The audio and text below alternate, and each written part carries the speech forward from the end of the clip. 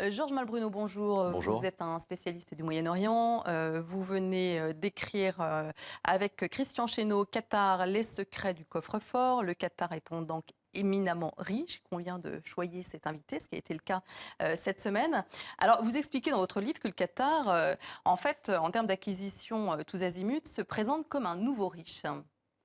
Oui, effectivement, la richesse du Qatar vient de ces immenses gisements gaziers qui ont été exploités depuis une bonne dizaine d'années. Et en gros, c'est 50 milliards d'excédents budgétaires chaque année qui permettent à l'émir et aux fonds d'investissement d'investir à l'étranger, notamment dans l'immobilier, mais dans l'industrie aussi, parce que le Qatar a besoin d'acquérir le savoir-faire indispensable à son développement, indispensable à la préparation de la Coupe du Monde que le Qatar accueillera en 2022. Donc c'est la raison pour laquelle il y a cette stratégie d'investissement, comme vous disiez, tous azimuts, mais assez réfléchie quand même à l'étranger.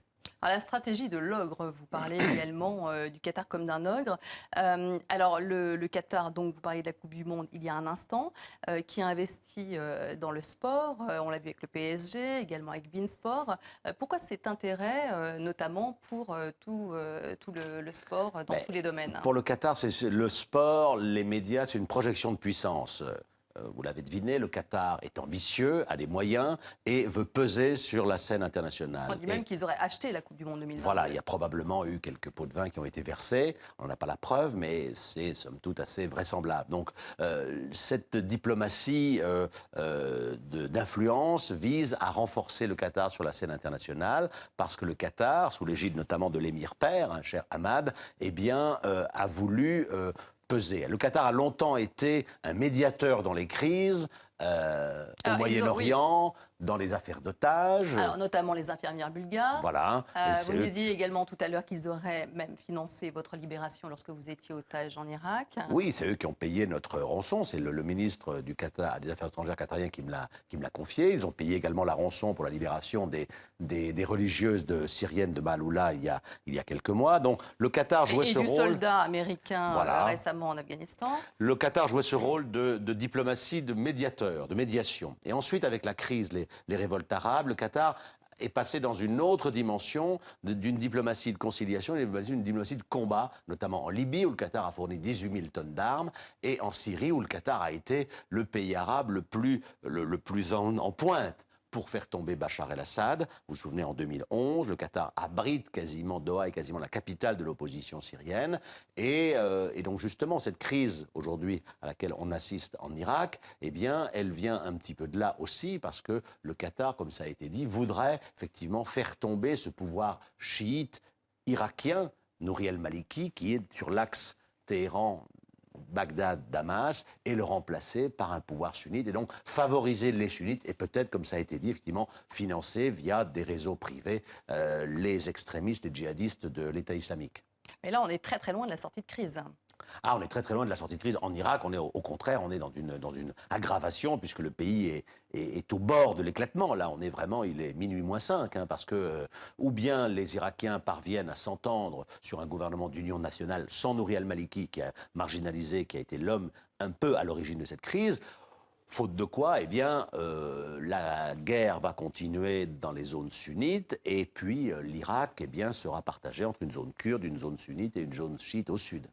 Est-ce que le Qatar a vraiment intérêt à financer ces guerres tout autant qu'à investir à l'étranger, dans l'immobilier, le sport? Non, les investissements à l'étranger sont tout à fait corrects. Il ne faut pas tomber dans la paranoïa. On disait le Qatar achète la France. C'est faux. Le Qatar a presque 2 fois plus d'investissements en Grande-Bretagne. Le Qatar dispose d'une manne financière qui lui permet d'investir à l'étranger. C'est très bien. Là où le Qatar pose problème, c'est une espèce de double jeu à l'égard justement des islamistes, parce le Qatar pendant longtemps a voulu mettre ses œufs dans tous les paniers, et y compris dans des paniers où ça sentait pas très bon, notamment les islamistes, parce qu'en se disant, eh bien, lorsqu'il y aura une crise, on viendra faire appel à nous. Et c'est là où sans doute ils ont joué un jeu un petit peu dangereux. Au Mali, peut-être, via notamment le Croissant Rouge qatarien. Oui, parce qu'ils sont très présents aussi dans les instances internationales, l'UNESCO, la francophonie. Oui, ça fait partie de cette diplomatie d'influence que le Qatar souhaite renforcer. Et grâce à son argent, eh bien, le Qatar investit beaucoup dans l'UNESCO, Interpol, la francophonie. Et quand vous investissez, vous pesez. Et le Qatar veut peser sur les décisions. Alors, on pensait que l'émir, le nouvel émir Tamim, jeune, inexpérimenté, ça s'agirait un petit peu justement que le Qatar cesserait d'être un peu l'enfant terrible de la classe. Et c'est pas aussi évident, puisque je pense que sous l'influence de son père, qui en coulisses le pousse, le Qatar est resté quand même très en pointe dans les crises régionales, à tel point que vous avez vu que le Qatar s'est fâché, ou plutôt ses voisins se sont fâchés avec lui, l'Arabie Saoudite, les Émirats ont rappelé leurs ambassadeurs parce que le Qatar est accusé de soutenir des opposants saoudiens et émiratis. Donc le Qatar continue de jouer ce rôle un petit peu d'élève turbulent de la classe. Alors, comment expliquer, pour conclure, que ce tout petit pays, puisqu'en fait c'est grand comme la Corse, hein, est devenu un empire économique de cette Parce qu'ils sont justement puissance formidablement riches et très peu nombreux. Ils sont 160 000 autochtones, donc c'est à peu près la ville d'Angers, et ils ont, je vous disais, 50 milliards de dollars chaque année. Et l'émir père avait une vision, c'est de faire du Qatar un État moderne, un État qui compterait sur la scène internationale à travers Al Jazeera et à travers également ses investissements, etc., et à travers aussi la diplomatie. Donc effectivement, ils représentent un acteur dont le poids diplomatique est sans aucune commune mesure avec la réalité du Qatar. Mais c'est sans doute là aussi où ils sont allés trop loin, parce que le Qatar, comme je disais, c'est 160 000 habitants, donc ça veut dire quand vous enlevez les femmes et les enfants, eh bien, il reste 25-30 000 hommes. Or, pour mettre en musique cette diplomatie extrêmement ambitieuse, eh bien, ils n'ont pas les moyens, les ressources humaines, d'où l'appel aux étrangers, aux Français, notamment d'origine musulmane, et aussi à d'autres étrangers. Donc là, ils ont atteint un petit peu leur maximum de compétences, parce qu'ils ne peuvent pas aller au-delà, parce qu'après, si vous voulez, il y a quand même des réalités démographiques qui sont là.